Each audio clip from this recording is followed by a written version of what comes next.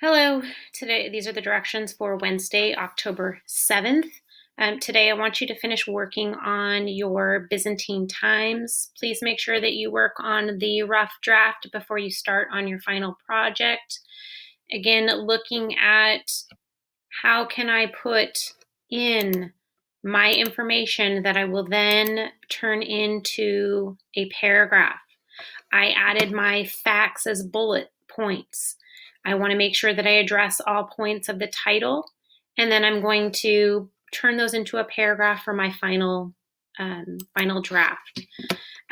We are going to watch a video clip. Most history books will tell you the Roman Empire fell in the 5th century CE. But this would have come as a great surprise to the millions of people who lived in the Roman Empire up through the Middle Ages. This medieval Roman Empire, which we usually refer to today as the Byzantine Empire, began in 330 CE. That's when Constantine, the first Christian emperor, moved the capital of the Roman Empire to a new city called Constantinople, which he founded on the site of the ancient Greek city, Byzantium. When the Visigoths sacked Rome in 410 and the empire's western provinces were conquered by barbarians, Constantine's eastern capital remained the seat of the Roman emperors. There, generations of emperors ruled for the next 11 centuries. Sharing continuity with the classical Roman Empire gave the Byzantine Empire a technological and artistic advantage over its neighbors, whom Byzantines considered barbarians. In the 9th century, visitors from beyond the frontier were astonished at the graceful stone arches and domes of the imperial palace in Constantinople. A pair of golden lions flanked the imperial throne. A hidden organ would make the lions roar as guests fell on their knees. Golden birds sung from a nearby golden tree. Medieval Roman engineers even used hydraulic engines to raise the imperial throne high into the air. Other inherited aspects of ancient Roman culture could be seen in emperors' clothing, from traditional military garb to togas, and in the courts, which continued to use Roman law. Working-class Byzantines would have also had similar lives to their ancient Roman counterparts. Many farmed or plied a specific trade, such as ceramics, leatherworking, fishing, weaving, or manufacturing silk. But of course, the Byzantine Empire didn't just rest on the laurels of ancient Rome. Their artists innovated, creating vast mosaics and ornate marble carvings. Their architects constructed numerous churches, one of which, called Hagia Sophia, had a dome so high it was said to be hanging on a chain from heaven. The empire was also home to great intellectuals, such as Anna Komnene. As imperial princess in the 12th century, Anna dedicated her life to philosophy and history. Her account of her father's reign is historians' foremost source for Byzantine political history at the time of the First Crusade.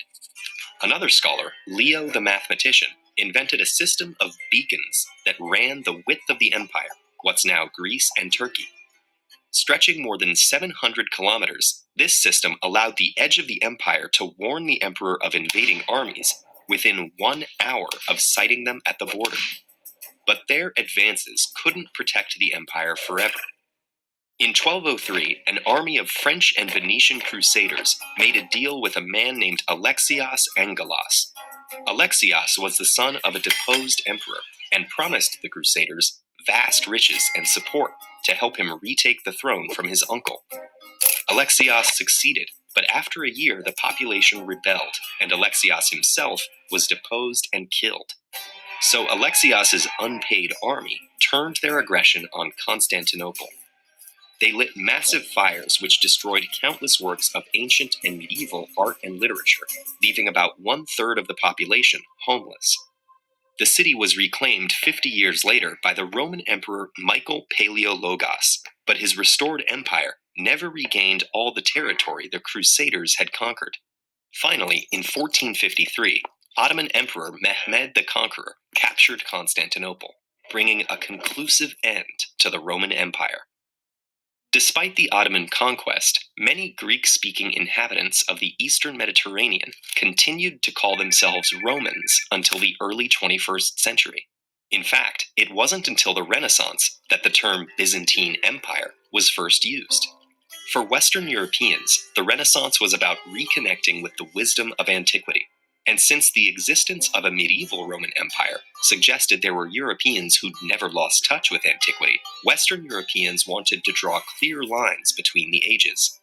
To better distinguish the classical Latin-speaking pagan Roman Empire from the medieval Greek-speaking Christian Roman Empire, scholars renamed the latter group Byzantines, and thus, 100 years after it had fallen, the Byzantine Empire was born.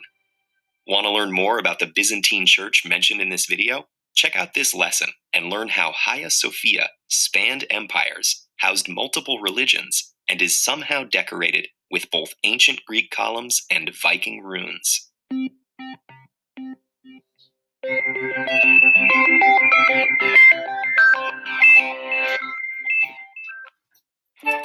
Grammarly does more than catch errors.